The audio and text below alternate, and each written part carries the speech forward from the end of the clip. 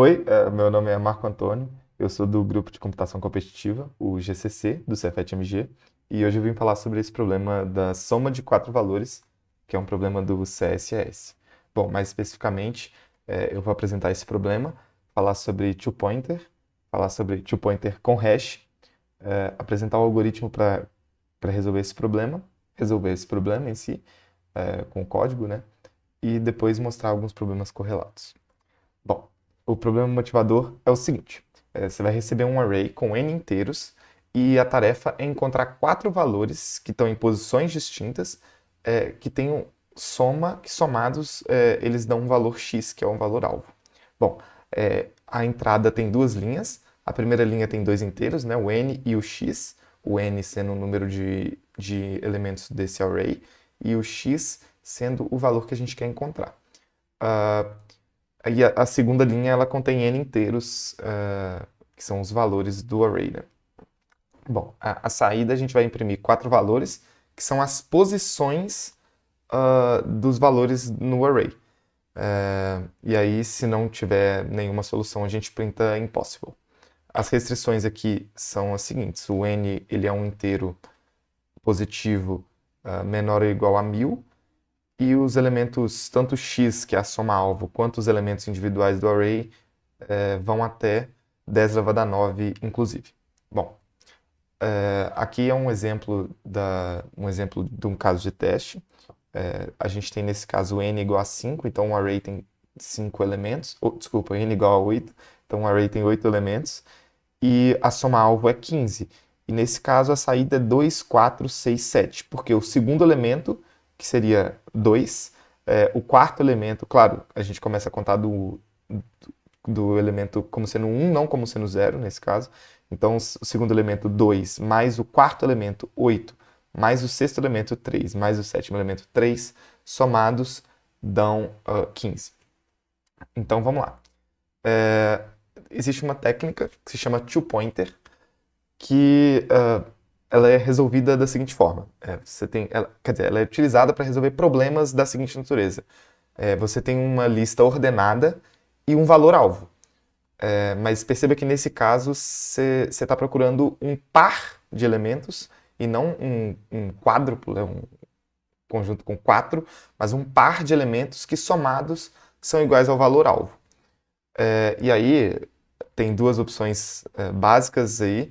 A mais intuitiva delas seria, obviamente, percorrer todas as combinações possíveis, só que esse é um problema, tem complexidade O de n ao quadrado, que é uma complexidade relativamente grande, e a segunda opção é usar two-pointer, que tem uma complexidade O de n, que é muito, muito melhor. Bom, o algoritmo ele funciona da seguinte forma. Você tem um alvo que é igual a x, e aí você inicializa dois ponteiros, ptr1 e ptr2. ptr1 é o primeiro elemento do array, da lista, e ptr2 o último elemento. Se ptr1 mais ptr2 for igual a x, está resolvido, você já tem os valores ptr1 e ptr2, são as respostas. Se não, a gente vai atualizar o ptr1 e o ptr2 até isso acontecer.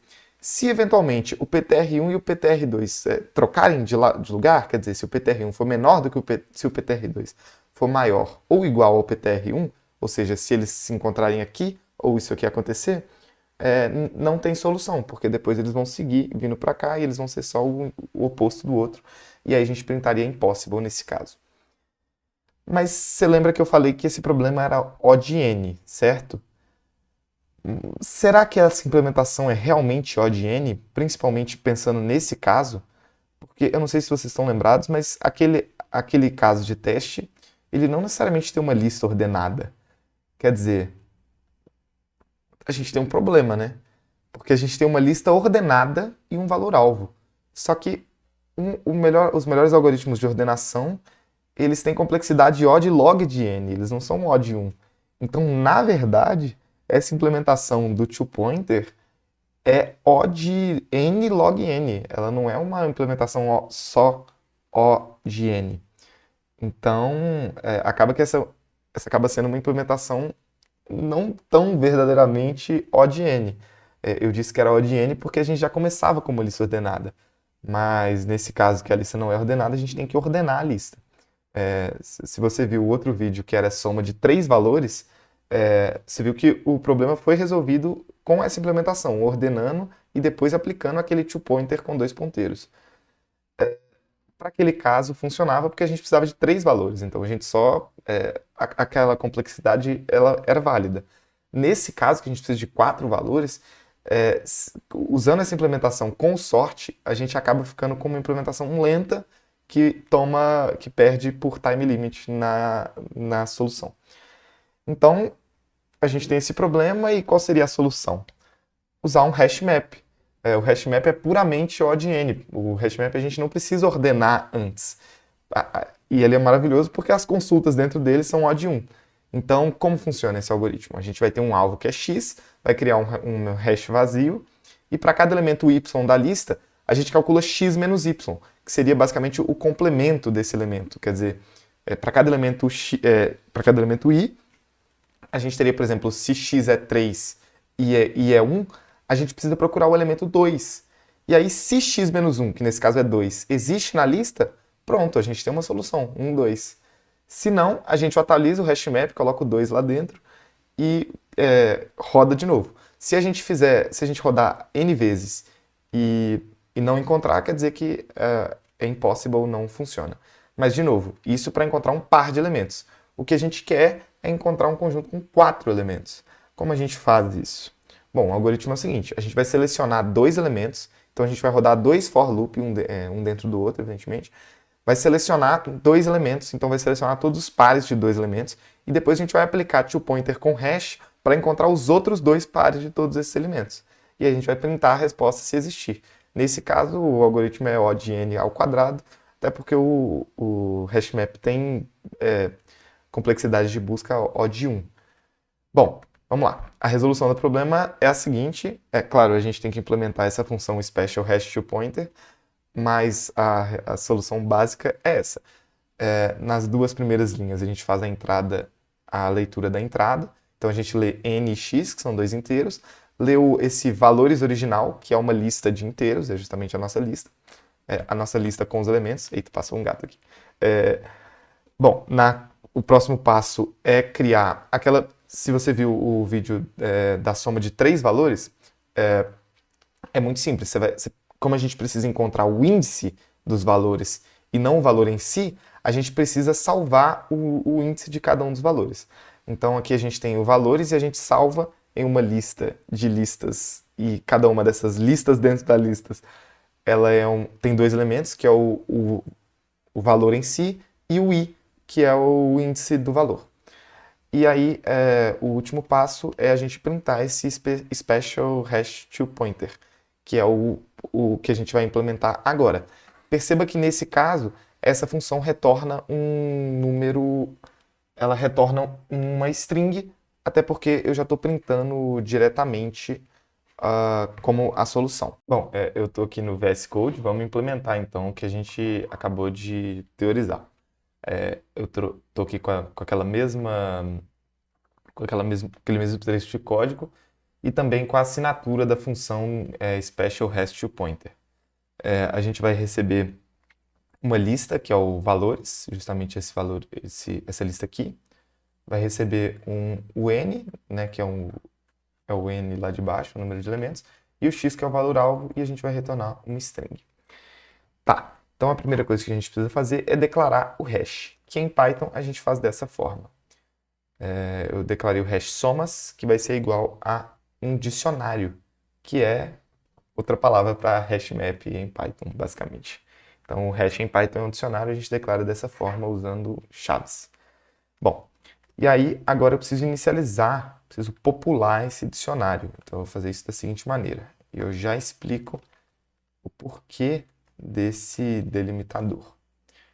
Bom, de novo, eu vou percorrendo o i e o j, e aí, como o i não pode ser igual ao j, eu facilito minha vida dizendo que o j vai até o último elemento e o i vai até o penúltimo.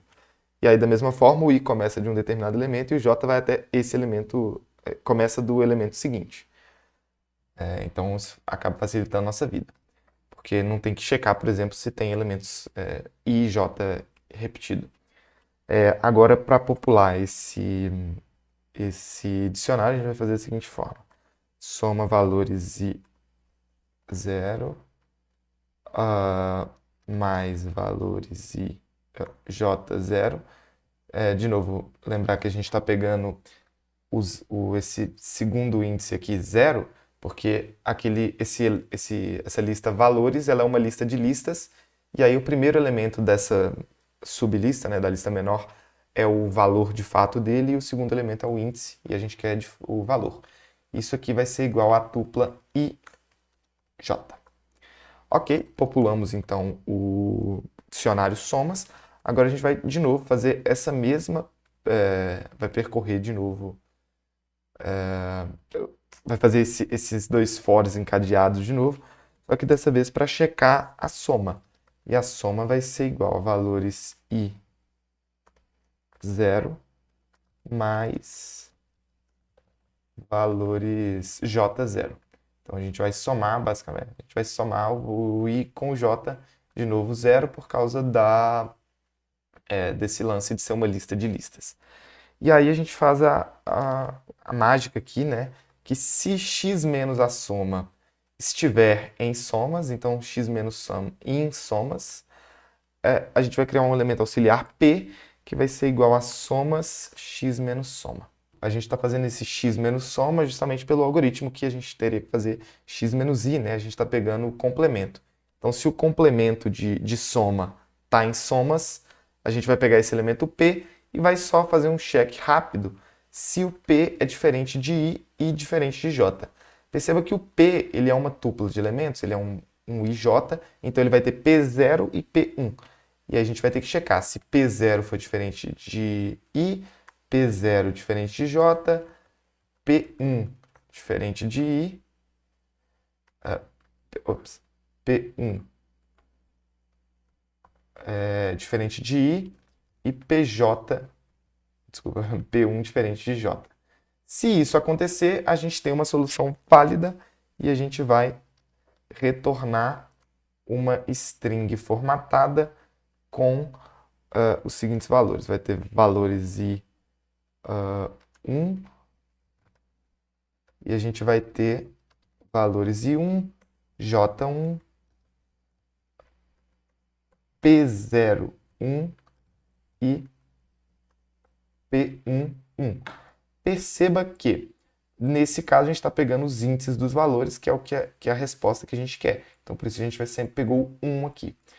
E aí, como esses índices eles estão de 0 até n menos 1, e na resposta a gente quer eles de 1 até n, a gente vai somar 1 em todos esses casos. E aí, esse aqui é o caso feliz, que dá tudo certo e a gente encontra um valor. Se der tudo errado e a gente rodar ali e não der certo, a gente vai vir aqui e retornar impossible. Agora vamos testar esse caso. Bom, submetendo aqui o nosso problema. E ele foi aceito, então essa é uma solução válida para o problema. Bom, agora que a gente tem a resolução do problema motivador, vamos falar de problemas correlatos. A gente tem, claro, o soma de 4 valores, que é o que a gente acabou de resolver. Tem o soma de 3 valores, que já tem uma aula anterior explicando como resolve. E aí é uma implementação daquele two-pointer sem hash, que também pode ser útil, ele é mais simples de se fazer e ele ocupa menos espaço na memória. E a gente tem também o problema limite encontrado, que é do bcrowd, que trabalha justamente com two-pointer. Então, pode tentar resolver ele com hashmap, pode tentar resolver ele com a implementação convencional do two-pointer.